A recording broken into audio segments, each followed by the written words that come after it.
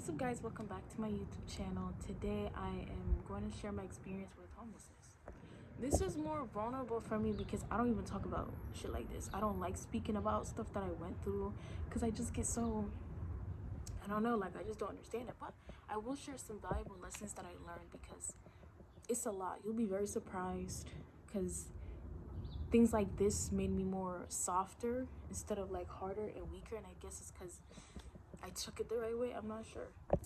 So my story is I basically had a situation with my family, and it's kind of like, not the most ideal situation to be in. And I basically got into it over money, and then I was thrown out because I wasn't given a certain money, or at least so and so thought I wasn't gonna give money. So I ended up being thrown out the house because it's like, bitch, why ain't you giving me money? But it was this whole complicated situation about money. I don't know why. So first off, I spent I spent some time sleeping outside and then sleeping in a car. And I'm gonna be very honest, like during those times my heart just kind of like very much blossomed, certain situations like that, it really turns people rougher, it really turns people more angry. But then when you're in a situation like that, my mind, especially for me at least, my mind kicked in where I was like, dude, I have to like keep my sanity the most that I can, and the best way to do that is by trying to keep a high vibration, trying to stay nice to people, stay like without thinking of negative things, like stay joking around, laughing, being with my siblings, stuff like that really kept me grounded, And at first I didn't have like anybody, like, because I was too shy to tell anybody that I was like outside or whatever, I was too shy to tell anyone because, again, it's just like I don't want to be considered weak. Every time I've been vulnerable with like the wrong people, it's like they fed off of the vulnerability, the weakness. It's not really weak. Being vulnerable is being real, but a lot of it, like, I was just very scared of just being considered weak, so I was very shy of it. So I didn't for a while until I think one of my nieces found out, and she instantly brought me in because she was like, what? She's my niece, but she's like a year older than me. She's a year older than me, but you know how African families work. The niece is like 20 years older than you. So I was with her. I just slept on the couch for like a couple of days. I think it was like 2-3 weeks. Right now I'm somewhere, like, I guess it's doable, It's like I'm just grateful I'm not in like the cold weather, I'm just grateful I'm not in like the struggle. The way I had to sleep in the car was I was turning on the heat for a while and then turning it back off because I couldn't waste gas or anything like that. Turn it on 10 minutes, turn it back off, go to sleep. It was really hard when you needed to pee. It was hard.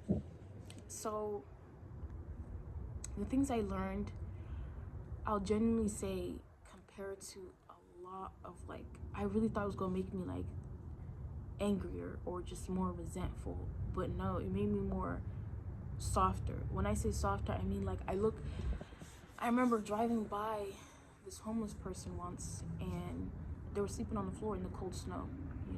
I was driving by to go to school, and they were literally sleeping on the floor in the cold snow, and I was really saddened by it. I'm not even gonna lie, I was really saddened by it. And I was just thinking, like, imagine every day going through that. Like, I'm sitting here complaining about being in the fucking car. I'm sitting here complaining about, sleeping on a couch, Imagine being someone that's going through that every single fucking day. Imagine going through that every day. They had like this little paper type of blanket thing. I don't know who gave them that, but that person needs to get beat up, because why would you play with them like that? Maybe they got it themselves, I don't know. But yeah, they took it and they were sleeping with that, and I was just really like bombarded, and I just felt really sad, And yeah, that's just one of my insights. Another thing is, it's like now I just feel very like strongly towards my goals. I feel very strongly towards my goals, and it's crazy because I've always been that one family member that has like that weird ass goal. I don't got no regular fucking job. I always have like some weird ass thing that I'm going for. It probably won't work out. It probably will. I really don't care because it's kind of just like I know God has something written for me in the future, you know? And that's one of my points. Like, I definitely know God has something written for me in the future. It became more certain and stronger. Ignore the noise. It became more certain and stronger because it's like I know I'm a good person. I know I'm a good person, you know? I know I go out and I do good. I know I go out and I give. I know whatever I can. Like I could really have like $2 in my account. We're gonna make sure we're gonna put that to work so I can help somebody. I know that I do what needs to be done for my family, my siblings. I know everything. I know how I am. I know how my heart is, you know? So there's no way I could sit there and just like feel like God is just gonna abandon me or the universe, whatever the heck. You know, I know for sure that that's not gonna happen. Like that's one thing I will say. I've become very certain of God, his power and his blessings. I did not spend a second envying or wishing I was in this predicament, wishing in that predicament. And I just kind of accepted that there's a test that I'm in right now, you know? And I'm young, I'm 18. Tell me what person who had like a crazy ass story as a child, who grew up and then everything just like was still shit. I feel like God put me through World War III now so that in the future, like I have so much trust in myself, because that's one thing I really lack, having trust in myself. I did not really trust myself when it came to life in general. I kind of just took on people's perception of me, you know, that I was weak, I couldn't do much, you know, that I wasn't smart enough. I kind of took people's perception of me, but then I seen in that situation, like I was really holding myself down, you know. There's this new person that I never thought I could be that I became and blossomed into. Another thing is like, I find it hard to complain. I find it very hard to complain. When I say complain, it's not like I don't recognize myself and my struggles. When I say I grieve my situations, I do. But it's never in a way where I think I have like this horrible life, you know? I remember I was praying to God to take me back to this old mindset. And my old mindset was very like, every time something would happen, I always like contemplated on what other people are going through. I always contemplated on what other people were going through, which helped me kind of ground myself. And that's how I became, like, I just became that all over again, because I don't have the worst life. It's crazy that I'm going through that, but I don't have the worst life, you know? And yeah, I just became very grateful for anything. Like, I was sleeping on the floor and shit, but I was sleeping on floors, I was sleeping in cars. Look at the fucking dust. I was sleeping on floors, cars, couches, but every single like moment of that, I was just like, God is gonna make a way for me. If I'm right here, bitch, I literally have nothing to lose right now. Like I literally have nothing to lose. So it's like whatever God is like writing for me, like it's gonna be big. It's gonna be dramatic. It's gonna be it's gonna give me the feeling that I was waiting for a long time, you know. And I understood, like, I asked God for a certain future, you know. I asked God for a certain future, a certain plan, a certain something.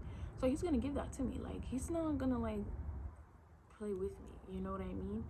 And another thing is, I literally just did not care to envy the people who did me wrong. Like I literally don't care. When you're in a situation like that, all types of like anger and hatred, or at least for me, all types of anger and hatred is just gone. You don't give about what the next person's doing. You don't care about who hurt you or nothing like that. You're just trying to survive, and you're just trying to ask, you're just trying to have God get you through it without losing yourself, without going insane or anything like that, you know?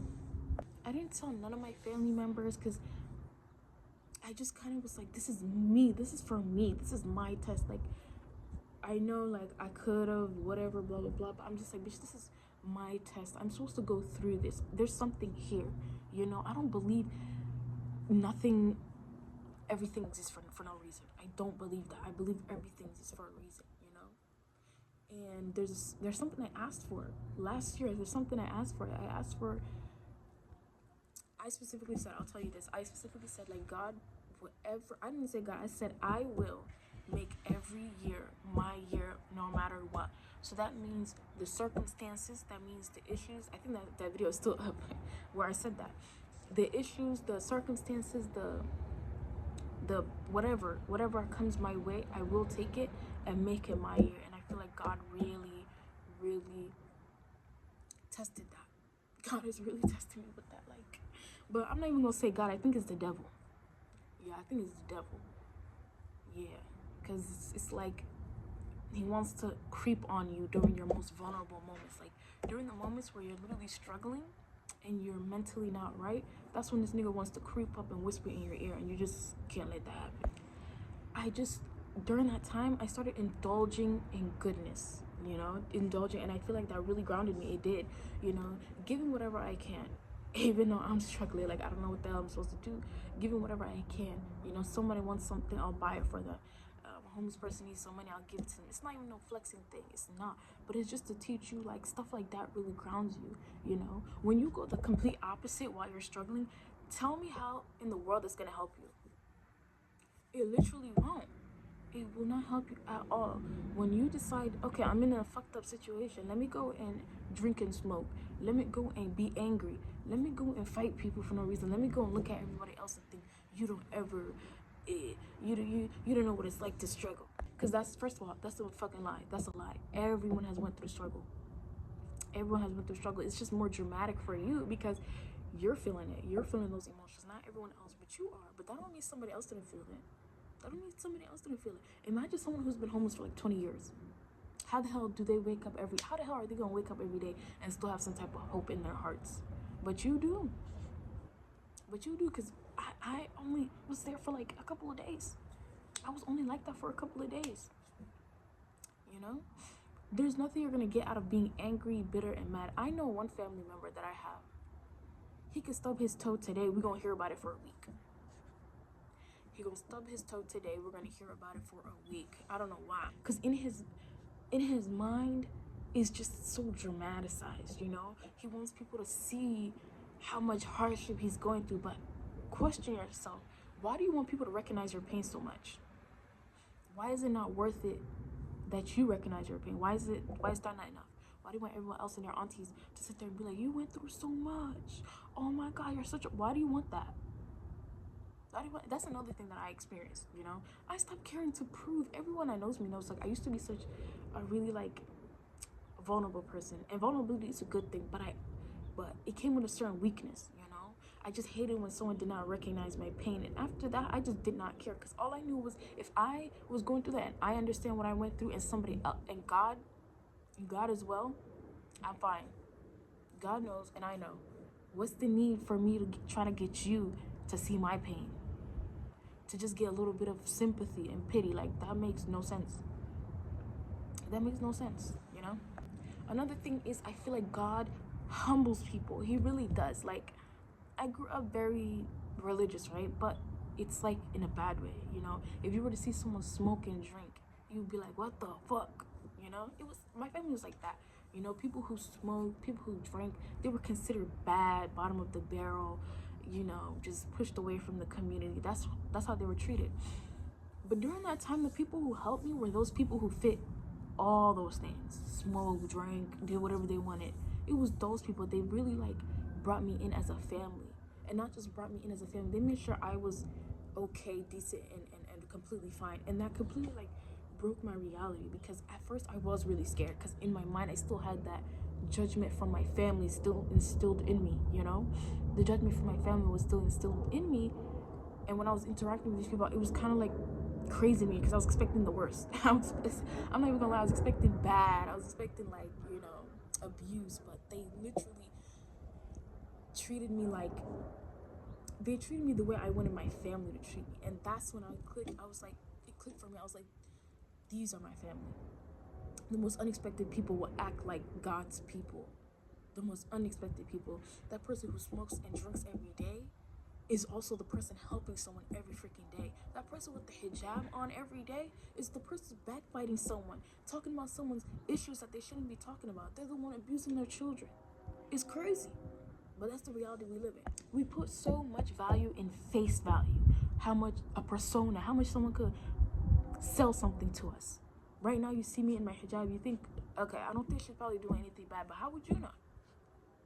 All you know is that I'm wearing a hijab, that's it. That's all you know. But the actual reality is, we can't keep putting face value on people. I know people who were so unexpected that helped me so freaking much. That helped me so much. I don't even know how I'm gonna repay them. Like, I don't even know how I'm gonna repay them. They showed me more than people who had names and titles attached to them, had an image attached to them that was perfect. They helped me more than them. And these are people who you see them at first hand. You probably will jump, especially if you were raised like me, to like discriminate against people because of certain things. And those people really helped me. Moral of the story is, don't judge a book by its cover. Number 2, stay high vibrational. Because high vibrational, God will reward you, even though it doesn't feel like it. You have to understand, when you are praying, when you're manifesting, whatever the heck, you're going to get tested. You're going to have demons fighting you. You have to fight the demons back. You just do. Okay? Another thing is, keep doing good. You will never feel bad about doing good, but you will feel bad about projecting onto other people, because that's not what people deserve. That's nobody's business but you. Whatever you're going through is nobody's business but yours. Now stay blessed and happy.